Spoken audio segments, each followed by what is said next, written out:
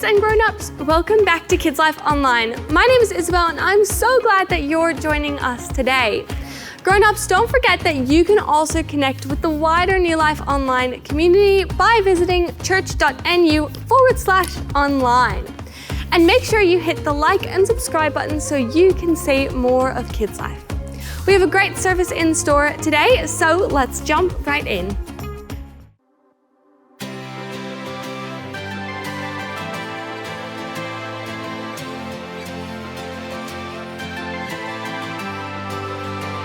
Today I'm thankful for the hope that you gave me, for the cross when you saved me.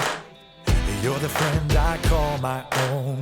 Now I know I'm not alone. So thankful for your love on display, and it will never go away. You're the reason for my song. Now I know we all belong. You showed me what peace is all about. It's my turn to go and live it out. Jesus, you're the way without a doubt. I'm gonna love the way you first loved me. I'm gonna praise the one who set me free. We gotta show forgiveness that we need, like I know you did for me. I believe Jesus is peace. Jesus is peace. Today I'm thankful for the hope that you gave me, for the cross when you saved me. You're the friend I call my own. Now I know I'm not alone. So thankful for your love on display, and it will never go away. You're the reason for my song. Now I know we all belong. You showed me what peace is all about. It's my turn to go and live it out. Jesus, you're the way without a doubt. I'm gonna love the way you first loved me. I'm gonna praise the one who set me free. We gotta show forgiveness that we need, like I know you did for me. I believe Jesus is peace. Jesus is peace. You showed me what peace is all about. It's my turn to go and live it out. Jesus, you're the way without a doubt. I'm gonna love the way you first loved me. I'm gonna praise the one who set me free. We gotta show forgiveness that we need, like I know you did for me. I believe Jesus is peace. Jesus is peace. Jesus is peace.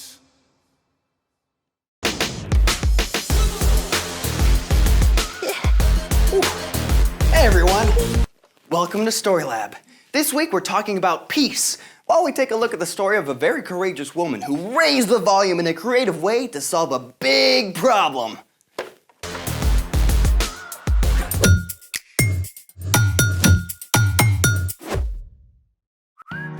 Hey, I'm Carter. And I'm Zeke. We're talking about peace, which is proving you care more about each other than winning an argument. Hey, check out this really cool song I found. Okay?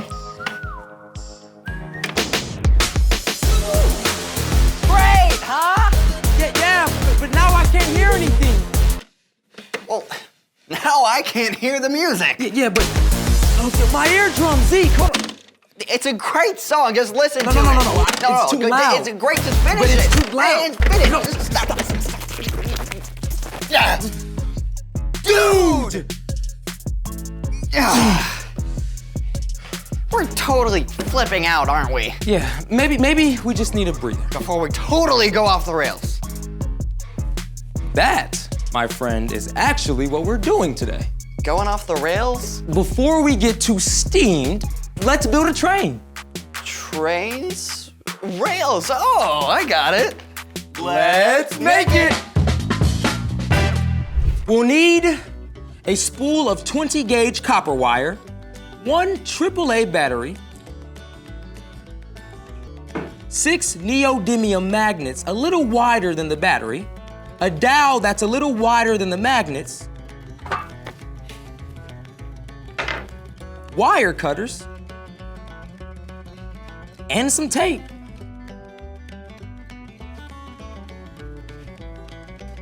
Oof, I should have found all this stuff first. All aboard! Whoa, thanks, Zeke. Let's do this. First, tape one end of the wire to the dowel rod.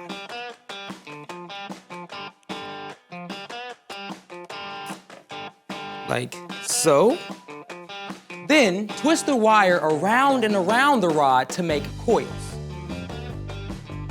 Make sure it's real tight. You want the coils to be firm and very, very close together. Hey, can you try and spin it while I hold it here? Okay. Make sure you feel the burn, kids. It's a nice forearm workout. You feel that, Zeke? Nope. I do. My forearms are gonna be massive after this. Okay, now you can cut the wire. Okay.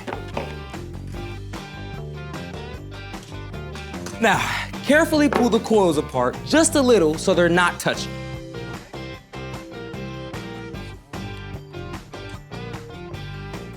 So coily. Oh, wait. Before we go any further, Safety first! this coil and the battery can get very hot during our experiment. And neodymium magnets are super strong and super pinchy. So make sure you have a grown-up with you. So, this is the train track? Exactly. Now, take your AAA battery and the magnets and stack 3 magnets on each side of the battery. It's a little bit of a struggle pulling them off. There you go. All right. Each side, On that 1, side. 2. Perfect. All right, now, let's get this train moving. And go. Push it a little bit more. I think we've been derailed. I think maybe I can get us back on track. Aha! These 2 sets of magnets are attracted to each other. You say that like it's a bad thing. In this case, it is. They need to repel or resist each other. Why is that? Every magnet has a north pole and a south pole. To make the train move, the north poles from each magnet stack have to point in opposite directions so the stacks repel each other. You might have to flip them if they don't work the first time. Well, let's try it. There we go, let's try it again. 1 and 2. Ready? All aboard! So cool! Nice! Wow! That's amazing! Yeah. Science for the win! Yep. The battery is a source of electricity, the coil conducts electricity, and the magnets create a magnetic field, which is like the fuel that makes the train move. So the magnetic field pushes the battery. Exactly. Want to see if we can make our train turn? Oh yeah. Sweet! Who knew repelling could be so attractive? Speaking of which, there's a guy who repels everyone in today's story. It's time for... The story before the story. Today, we're in the book of 1 Samuel, which tells us the story of the first kings of Israel. Saul, the first king over the Israelites, did not listen to God. So God instructed the prophet Samuel to anoint a young shepherd, David, to be the next king after Saul. After David fought the Philistine Goliath, Saul made David a leader in the army. David had so much success that all the people loved him. But Saul became jealous and tried to hurt David, who fled to the wilderness. But he wasn't alone. A group of loyal men joined him. While on the run from Saul, David and his men camped out in the desert of Paran for a time. Which is where our story starts. Take it away. Hey, everyone. A very rich man named Nabal lived in Carmel, near the desert of Paran. He had 1,000 goats and 3,000 sheep, and he also had a bad attitude. This is rubbish. Take it away. Yes, master. Nabal's wife Abigail, however, was wise and kind. Never mind him. You did nothing wrong. Now, it just so happened that David and his men were camped out near Nabal's flocks of sheep. The wilderness was dangerous territory where thieves and robbers often attacked. But David and his men kept Nabal's shepherds and flocks safe. Stop right there. While David stayed there, not a single one of Nabal's sheep was hurt or stolen. And at the end of the season, it was time to shear the wool off the sheep. This was a festive time for everyone. Nabal called for a big party to celebrate his success. David heard about the shearing and knew that he and his men had helped Nabal to be successful by protecting his sheep. So David decided to ask Nabal to share food and supplies with his men. Go up to Nabal at Carmel. Greet him for me. Say to him, may you live a long time. May everything go well with you and your family. David sent several of his men with this greeting and a request.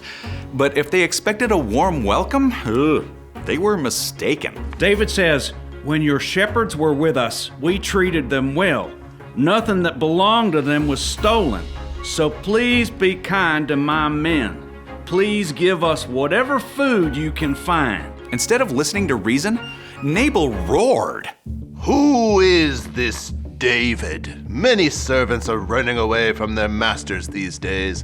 Why should I give food to men who come from who knows where? When David's men returned with this response, David was furious. Each of you put on your swords! David gathered 400 men to march to Nabal's home. It seemed that no one could stop the coming explosion between David's angry army and the stubborn Nabal. That is, until Abigail heard what was happening. David sent some messengers to our master, but Nabal shouted at them. David's men were very good to us. They kept us safe. Now horrible trouble is coming. Please see what you can do. Don't worry. I have a plan. Abigail directed her servants to load up donkeys. Let's see. Bread, raisins, figs, sheep. Well done. You go ahead. I'll follow you. Abigail sent the donkeys ahead with gifts for David. As she rode her donkey down the mountain, she could see David's men entering the valley from the other side. Everything we've done hasn't been worth a thing. I watched over that fellow's property in the desert, but he has paid me back evil for good. Now I'll make him pay. Look, sir, there's a whole train of donkeys ahead. David may have been surprised by all of these donkeys bringing gifts of food, but he must have been shocked when Abigail showed up behind them. Who is this woman? She's the wife of the man who insulted you. Let me take the blame myself. Please don't pay any attention to my husband Nabal. His name means foolish person, and that's exactly what he is. I'm listening. Sir, the Lord has kept you from using your own hands to get even. I've brought a gift for you and the men who follow you. The Lord will appoint you ruler over Israel. When that happens, you won't have to worry about how you got even. The Lord will give you success. When that happens, please, remember me. The Lord has sent you today to find me. May the Lord bless you for what you have done. You have kept me from using my own hands to get even. Praise God. Go home in peace. I've heard your words. I'll do what you've asked. Abigail faced a difficult situation. She knew she couldn't make Nabal listen, so she chose to go to David instead. She stepped up with courage and creativity and stopped what would have been a terrible fight. The end. Wow, that was a close one. Yeah, Abigail kept her cool and was able to find a peaceful solution to a big problem. So, What's our part in this story? Well, like Abigail, you can help others make peace when they don't see eye to eye. maybe if your friends are arguing over what movie to watch, you could suggest a different movie that you all like. Or even a totally different activity. Some of my friends get very intense when we shoot hoops. So I try to make everyone laugh and remember it's just a game. Then we all chill out and it's fun again.